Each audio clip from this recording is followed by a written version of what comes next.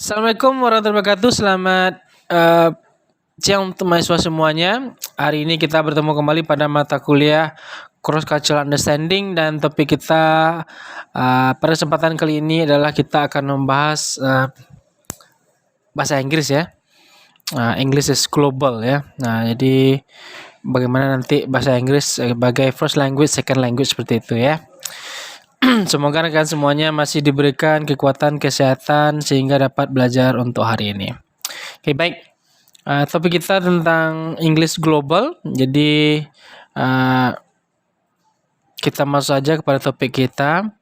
Kenapa bahasa Inggris itu menjadi global dia atau mengglobal dia, menginternasional dia. Ada beberapa komponen yang perlu dipertimbangkan, seperti bisnis dan internal relation. Oke. Jadi pada saat sekarang ini kalau kita melihat hampir semua bisnis itu banyak menggunakan bahasa Inggris. Nah, jadi gitu ya.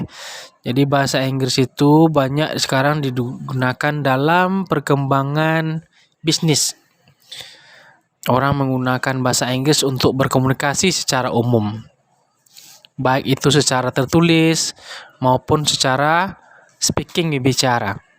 Nah, ada juga yang international relations. Jadi kalau kita melihat sendiri pada banyak organisasi dunia itu lebih banyak menggunakan bahasa Inggris dalam proses pembentukan anggota, komunikasi antar anggota, dan bagaimana mereka merealisasikan tujuan, visi, dan misi organisasinya itu kepada kelompok lain itu dengan menggunakan bahasa Inggris.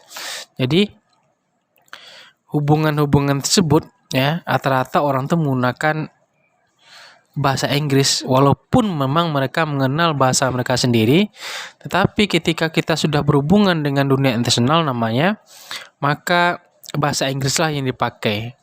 Gitu ya. Selanjutnya ada traveling ya. Traveling itu merupakan hal yang paling sering sekali terjadi atau dilaksanakan oleh para orang luar negeri, terutama yang budaya barat ya. Karena apa? Karena pada budaya barat itu mereka memiliki musim seperti musim dingin ya. Nah, pada musim dingin tersebut mereka itu tidak bisa melakukan aktivitas apapun.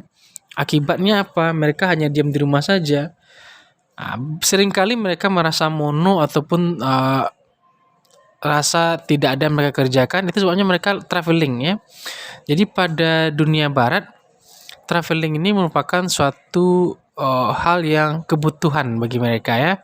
Berbeda dengan kita negara tropis seperti ini, kita tidak ada suatu musim yang membuat kita berhenti untuk bekerja. Kita hampir bekerja pada seluruh musim karena kita hanya punya musim hujan dan musim panas saja. Jadi kalau yang dunia barat itu mereka memang traveling itu. Jadi traveling itu hampir semua negara sekarang orang-orang ketika traveling, penerbangan, tempat wisata, itu orang juga menggunakan bahasa Inggris. Rata-rata komunikasi itu juga bahasa Inggris. Jarang sekali yang tidak menggunakan bahasa Inggris seperti itu. Banyak sekali aturan-aturan dari pemerintahan itu yang memaksa tempat-tempat wisata itu menggunakan bahasa Inggris. Gitu ya. Nah, itu traveling dia. Selanjutnya media entertainment. Nah, kalau media sudah jelas sekali ya. Bahwasanya dunia media itu sendiri begitu banyak platform yang ada itu menggunakan bahasa Inggris. Ya. Mau cetak, tidak cetak, semuanya ternyata menggunakan bahasa Inggris untuk itu. Hampir semua negara di dunia ini menggunakan bahasa Inggris sebagai alat atau bahasa untuk menyampaikan informasi kepada para pembacanya. Begitu juga dengan hiburan-hiburan. Hiburan-hiburan sendiri kalau kita lihat sudah banyak yang mengundang para bule gitu ya, orang-orang asing untuk masuk dalam program TV mereka. Kenapa? Karena orang ingin tahu tentang dunia-dunia barat seperti itu atau dunia yang berbeda dari dunia mereka, budaya yang berbeda daripada mereka. Akibatnya apa? Muncul bahasa-bahasa Inggris yang kadang-kadang sudah mulai familiar, yang sudah mulai terbiasa pada masyarakatnya. Gitu ya. Selanjutnya trading. Trading itu jual beli ya, jual beli ya, bisnis lah. Jadi trading jual beli seperti itu. Kalau kita melihat sekarang pelaku UMKM kita, cobalah teman lihat masalahnya. Sudah banyak menggunakan istilah-istilah dalam bahasa Inggris untuk mempromosikan produk mereka. Banyak perusahaan-perusahaan jasa ataupun produk yang menggunakan bahasa Inggris untuk mempromosikan produk atau jasa mereka. Itu yang terjadi. Sehingga ketika kita memasuki sebuah perusahaan itu, bahasa Inggris itu merupakan salah satu syarat untuk diterima menjadi calon karyawan. Kenapa? Karena semua ternyata bidang sekarang itu sudah ada bahasa Inggris di dalamnya. Wajib atau tidak wajib ataupun tidak tulis dalam suatu aturan lamaran pekerjaan atau karyawan, maka bahasa Inggris itu merupakan suatu hal yang sudah wajib untuk dimiliki. Selanjutnya ada books. Books itu buku-buku ya, literatur sebagainya. Itu rata-rata diterjemahkan ke dalam bahasa Inggris dan menggunakan bahasa Inggris. Kenapa? Supaya orang tahu semuanya dengan apa yang terjadi dan itu memudahkan proses jual belinya. Kenapa? Karena seluruh masyarakat dunia itu memang mengenal bahasa Inggris sebagai bahasa global. Akibatnya mereka mempelajari untuk itu. Jadi karya-karya sastra itu jarang sekali yang menggunakan bahasa negara mereka sendiri. Tapi kalau memang mereka ingin mendapatkan oplah yang tinggi ataupun jual beli yang tinggi, maka pasti akan menulis dalam bahasa Inggris, gitu ya. Dan selanjutnya ada song dan movies, ya, lagu-lagu barat. Coba teman tengok sekarang perkembangannya ya. Itu mungkin lagu Korea yang bisa mengalahkannya ya. Jadi lagu-lagu begitu banyak dalam bahasa Inggris. Sedangkan coba tengok pada budaya Indonesia, bahasa Inggris, lagu-lagu bahasa Inggris yang artis kita juga sudah banyak untuk menyanyikannya. Itu begitu beratnya ataupun tantangannya bahasa Inggris itu sendiri. Dan movies, yang tanya lagi perkembangan Hollywood. Hollywood itu sudah masuk hampir seluruh pelosok desa ya, sudah tahu orang TV di mana-mana dan bahasa Inggris di sana diperkenalkan dengan jelas. Gitu ya. Jadi musik, lagu atau film itu sudah masuk dia ke dalam level masyarakat baik kelas bawah ataupun kelas atas. Sebaik sengaja atau tidak sengaja, bahasa Inggris itu sudah masuk ke dalam pikiran mereka.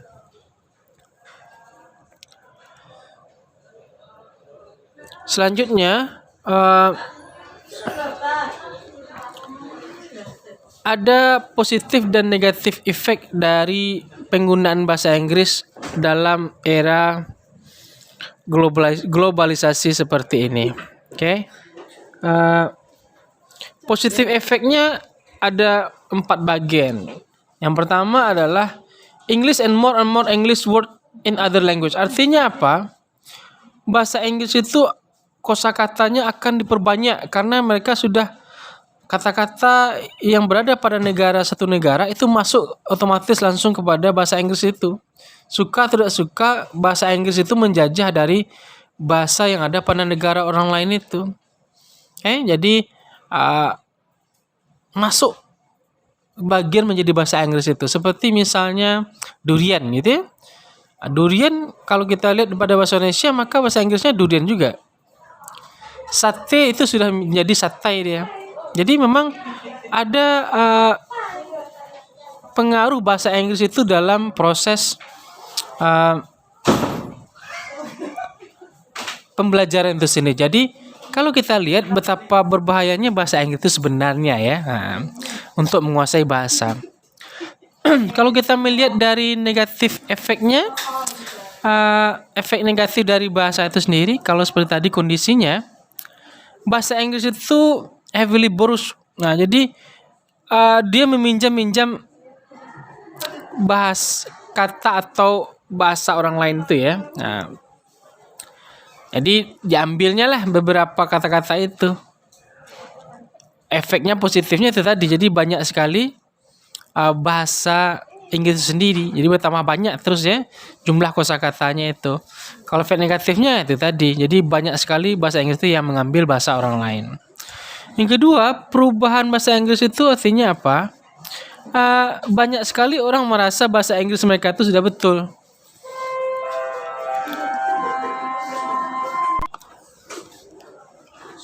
Jadi kita melihat bahwasanya banyak sekali orang yang sekarang merasa bahasa Inggris mereka tuh sudah betul ya. Karena mereka merasa karena begitu banyaknya bahasa Inggris itu sekarang ada begitu banyak dialek atau aksen yang muncul ya. Jadi perkembangannya akibatnya orang merasa bahasa Inggris mereka itu sudah betul.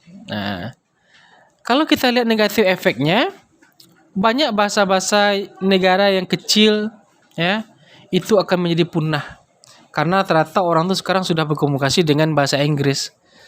Jadi bahasa-bahasa yang kecil, jumlah penduduknya sedikit, tidak banyak penggunaannya, maka itu akan menjadi punah. Ya, sama dengan bahasa Minang ya. Kalau tidak kita coba terus kembangkan, kita gunakan lama laun dia akan punah juga oleh bahasa Indonesia atau bahasa Inggris sendiri, gitu ya. Yang ketiga, English is a prerequisite requirement for studies abroad. Dengan akibatnya bahasa Inggris sebagai bagian dari globalisasi, maka bahasa Inggris itu merupakan suatu kewajiban pada universitas di dunia pendidikan pada luar negeri itu wajib menggunakan bahasa Inggris. Ya, jadi orang yang pintar bahasa Inggris itu jadi aman ya. Dapat beasiswa di sana, ada banyak kemudahan kalau kita pintar bahasa Inggris sendiri. Oke. Nah, permasalahannya adalah kalau kita belajar negatifnya, kalau kita belajar bahasa Inggris, tentu dia kadang-kadang harus mendapatkan guru yang fasih dalam mengucapkan, dalam mengujarkan atau kosakata ataupun sense dalam bahasa Inggris sendiri. Kadang-kadang dalam proses pengajaran seperti itu tidak pas ya, karena apa? Karena yang mengajar itu orang yang memang dari negara itu juga, bukan natif ya atau orang asli. Jadi kita tentu akan menggunakan jasa dari native speaker. Akibatnya apa? Banyaklah native speaker itu yang menjual harga dirinya itu mahal atau menjual jasa servis, jasa pembelajaran bahasa Inggris dengan menggunakan native itu harganya mahal pada dunia ataupun pada negara yang ingin mempelajari bahasa Inggris seperti itu. Yang keempat, positif efeknya adalah language and culture have always undergone change. This natural cannot be stopped. In globalized world, we have to be open-minded. Akibatnya apa? Pada positif efeknya ada globalisasi, budaya dan bahasa pada bahasa ini itu akan selalu masuk pengaruhnya di sana.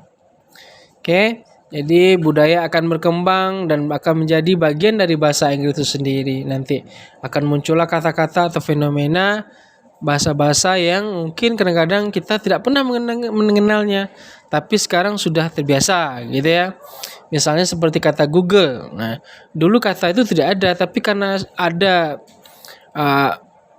program softwarenya seperti Google, sudah banyak orang Google, akibatnya kata-kata itu memang terpakai saja, langsung googling seperti itu ya, Google. Nah, sudah resmi dia bagian daripada budaya sendiri. Kalau kita lihat negatif efeknya, bahasa itu dia akan menghancurkan dari budaya itu sendiri. Ya, kadang-kadang nanti kalau kita tidak mempelajari bahasa itu, istilah-istilah ataupun term-term ataupun istilah khusus dari barang-barang atau benda-benda budaya itu lambat laun orang tidak akan kenal. Kenapa? Karena dia sudah masuk dengan pengaruh dari budaya asing itu sendiri. Jadi kalau kita memang tidak ingin budaya kita itu hilang, ya tentu kita harus kembangkan dia, harus kita pelajari. Kalau tidak nanti bahasa-bahasa ataupun proses penamaan pada benda-benda budaya kita itu dia akan hilang ya, terkikis oleh bahasa Inggris sendiri. Kalau kita melihat dari segi English skill level test, jadi pada luar negeri atau di luar negeri ini, kalau teman nanti ingin mengusulkan perkuliahan atau menjadi mahasiswa atau syaratnya misalnya student exchange atau apakah, ada beberapa level dari bahasa Inggris sendiri. Yang pertama itu ada istilahnya English basic user. Jadi kalau hanya mereka mempersyaratkan A1 atau A2, ya berarti dia hanya butuh yang basic saja berarti ya. Bahasa Inggris survive lah umum ya. Jadi A1 itu beginner, A2 itu elementary levelnya ya. Kalau dia minta B levelnya berarti English independent ya. Oke. Jadi lumayan lah untuk bisa berfokus kepada beberapa bidang gitu ya. Nah, jadi intermediate levelnya atau upper intermediate English. Yang paling bagus itu adalah levelnya C1. Jadi kalau 1 itu levelnya sudah mahir ya. Sudah proficient ya, mahir dalam menggunakan bahasa Inggris. Levelnya itu advance dan paling tinggi itulah C2 yaitu proficiency. Inilah beberapa bentuk dari skill-skill yang ditawarkan oleh kampus luar negeri jika kita ingin mendapatkan beasiswa atau program-program gratis dari universitas ataupun persyaratan pada luar negeri seperti itu. Kalau kita melihat sekali tentang tipe-tipe bahasa Inggris, jadi memang tipe bahasa Inggris itu ada 3 tipe paling tidak. Yang pertama itu adalah first language, yang kedua itu second language, yang ketiga itu levelnya foreign language. Mungkin hal ini sudah dibahas juga pada kajian kita tentang history of language. Jadi first language itu memang, kalau first language itu adalah Inggris, berarti memang semenjak dari kecil bahasa yang kita pelajari itu adalah bahasa Inggris. Itu first language kita. Seperti orang Inggris itu adalah first language-nya bahasa Inggris. Karena memang itu yang mereka pelajari dari awal sampai akhir ya. Tidak ada perubahan. Oke. Jadi baik bahasa nasionalnya juga bahasa Inggris. Kalau kita masuk kepada second language, jadi kalau second language itu adalah bahasa Inggris itu merupakan bahasa setelah bahasa nasional mereka. Seperti kasus Malaysia ataupun Singapura. Jadi mereka punya bahasa tersendiri ya. Kalau Malaysia kan bahasa Melayu sebagai bahasa nasional mereka. Baru bahasa Inggris sebagai second language bagi mereka. Jadi tidak masalah kalau kita pergi ke Malaysia atau Singapura sebagainya.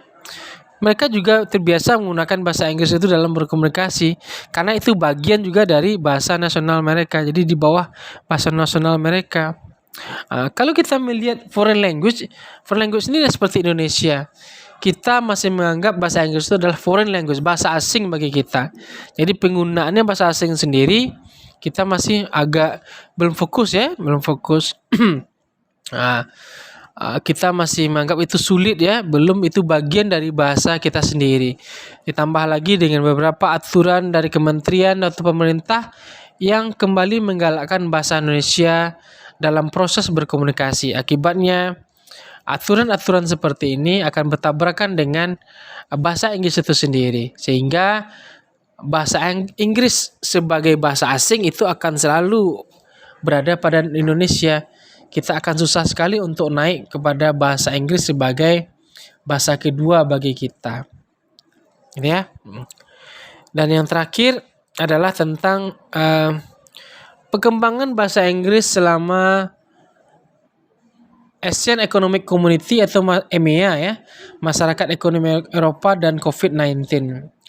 Kalau kita melihat misalnya perkembangan bahasa Inggris pada Asian Economic Community, jadi sekarang ini pada kelompok ini atau organisasi ini, Indonesia telah memutuskan bahwasanya Indonesia bagian dari Asian Economic Community. Sehingga kalau kita masuk kepada aturan-aturan seperti ini, banyak nanti kita boleh berkunjung kepada luar negeri sesama anggota ASEAN, itu boleh kita berkunjung atau bekerja di sana tanpa ada batasan apapun ya. Ada banyak kemudahan ditawarkan. Nah, gitu ya. Permasalahannya adalah kalau orang luar negeri masuk ke kita itu mudah. Kenapa? Karena rata-rata bahasa yang digunakan untuk komunikasi dalam dunia kerja itu juga bahasa Inggris. Permasalahannya adalah ketika orang Indonesia pergi bekerja luar negeri itu merasa kesusahan. Kenapa? Bahasa Inggris mereka itu hampir tidak ada. Susah mereka untuk berkomunikasi. Akibatnya apa? Banyaklah pekerja-pekerja kita itu yang ditolak untuk bekerja luar negeri. Kenapa? Komunikasi mereka itu tidak bisa dalam bahasa Inggris. Sementara yang dibutuhkan di luar negeri itu adalah bahasa Inggris itu sendiri. Nah, jadi itulah akibatnya banyak orang bule datang ke Indonesia. Kenapa? Karena kita tuh bagian dari ASC itu sendiri, pasar bebas itu. Kita masuk dalam pasar bebas seperti itu sendiri. Akibatnya apa? Kita membuka diri untuk itu. Banyak datang barang, produk, jasa ataupun pekerja yang datang ke Indonesia seperti ini. Sementara kita susah untuk keluar karena keterbatasan dari bahasa itu sendiri. Selama COVID-19 itu apalagi ya, bahasa Inggris itu sekarang banyak sekali menjamur pada dunia periklanan. Ya. Banyak orang sekali menjual barang-barang produk jasa pada media-media online. Nah, jarang sekali orang sekarang itu makan di tempat gitu ya. Mereka lebih suka keep away ya, karena mereka takut terjangkit oleh virus itu sendiri. Akibatnya apa? Bahasa Inggris itu sekarang beredar jauh lebih besar di dunia maya. Komunikasi itu lebih besar pada dunia maya. Hampir semua aktivitas dunia maya sekarang pada masa COVID-19 itu lebih banyak menggunakan bahasa Inggris itu sendiri. Oke, kira-kira itu topik kita tentang perkembangan bahasa Inggris secara global dan dampaknya pada diri kita dan perkembangannya pada masa Asian Economic Community atau masyarakat ekonomi Asia dan juga COVID-19 ya. Oke, see you. Assalamualaikum warahmatullahi wabarakatuh.